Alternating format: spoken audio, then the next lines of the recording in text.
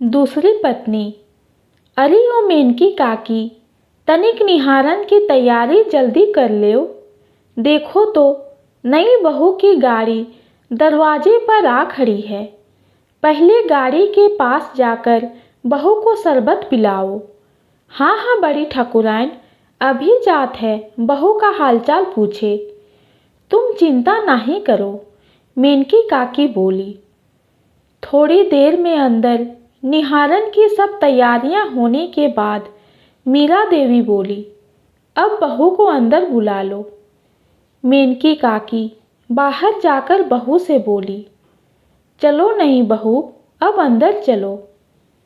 नई बहू जैसे ही पग जमीन में रखती उसकी पायलों के घुंघरू बज उठते। वैसे भी नई दुल्हन की छवि की बात ही कुछ और होती है। लाल जोड़े में सजी नई बहू महावर लगे पैरों के साथ द्वार पर पहुंची। तभी मीरा देवी कुछ औरतों के साथ बहू का निहारन करने आ पहुंची। मीरा देवी ने बहू का निहारन किया और बहू से हल्दी लगे हथेलियों के निशान दरवाजे के दोनों ओर लगवा कर बोली, चलो बहू भीतर आओ। भीतर ले जाकर बोली, चलो पहले मंदिर में और बड़े बुजुर्गों की तस्वीर के आगे माथा टेको, बाद में और भी नेकचार निभाने हैं। नहीं बहू संकुचाते संकुचाते सब बातें मानती जा रही थी। भगवान के पास माथा टेकने के बाद मीरा देवी नई बहू को बड़े बुजुर्गों की तस्वीर के पास ले गई। सारी तस्वीरों को नई बहू से प्रणाम करने को कहा। फिर ठाकुर साहब की तस्वीर के सामने आकर मीरा देवी बोली, नई बहू, ये हैं तुम्हारे मरहूम ससुर ठाकुर विक्रम सिंह, इन्हें प्रणाम करो। और इनके बगल में जिस महिला की तस्वीर है वही तुम्हारे पति की असली माँ है। तुम्हें शायद अभी कुछ समझ नहीं आया होगा, लेकिन अब तुम इस परिवार के सदस्य हो और इन सब बातों के विषय में तुम्हें पता होना चाहिए।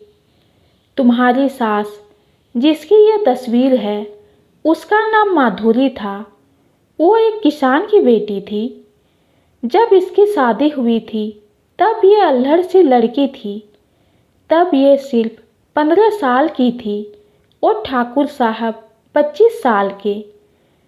ये ठाकुर साहब से कम 10 साल छोटी थी और तब मैं 20 साल की थी, ठाकुर साहब से 5 साल छोटी।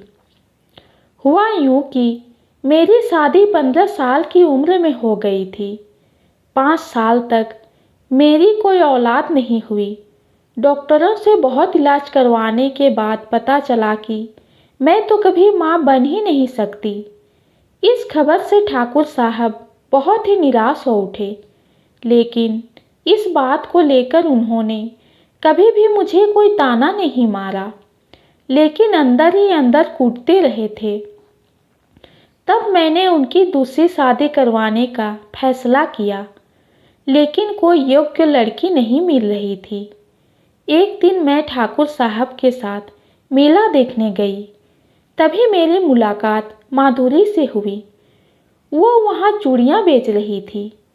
उसने मुझसे चूड़ियाँ लेने को कहा और मैं उसकी बात टाल ना सकी। पता नहीं कौन सी मोहनी थी उसमें कि जो भी देखता आकर्षित हुए बिना नहीं रह सकता था। मैंने उसे ठाकुर साहब के लिए पसंद कर लिया, लेकिन ठाकुर साहब माधुरी को कभी पत्नी वाला दर्जा नहीं दे पाए, क्योंकि वो तो मुझसे प्रेम करते थे। माधुरी उनके लिए पराई स्त्री समान थी। एक दिन हम लोग अपने टांगे से कहीं जा रहे थे।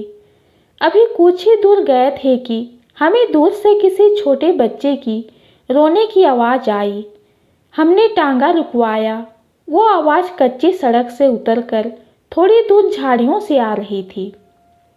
हम सब पास गए तो देखा एक औरत लेटी थी और उसके बगल में 8-9 महीने का बच्चा बिलख रहा था। ठाकुर साहब ने कहा कि इसे छूकर देखो, शायद तबीयत खराब है तो उठ नहीं पा रही, इसलिए बच्चा रो रहा है। माधुरी ने उस औरत की नब्ज टटोली। माथे पर हाथ रखकर देखा तो उसका शरीर एकदम ठंडा था। शायद वो मृत थी। लेकिन ठाकुर साहब ने तसल्ली करने के लिए टांगे वालों को बुलाया। उसने भी उनकी नब्ज टटोल कर यही कहा। तब माधुरी उस बच्चे को झट से अपनी गोद में उठाकर बोली, दीदी, आज से यही हम लोगों की संतान होगा। मैं आपसे कुछ भी नहीं मांगती।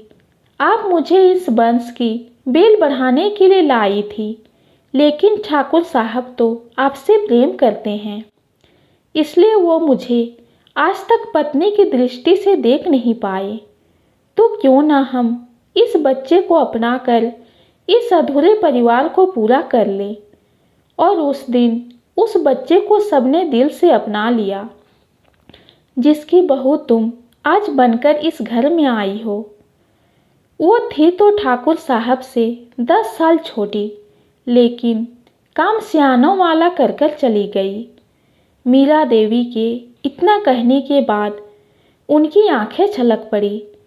ये कहानी आपको कैसी लगी कमेंट में ज़रूर बताइए। कहानी पसंद आती है तो चैनल को लाइक और सब्सक्राइब कीजिए। कहानी सुनने के लिए आपका बहुत बहुत धन्यवाद।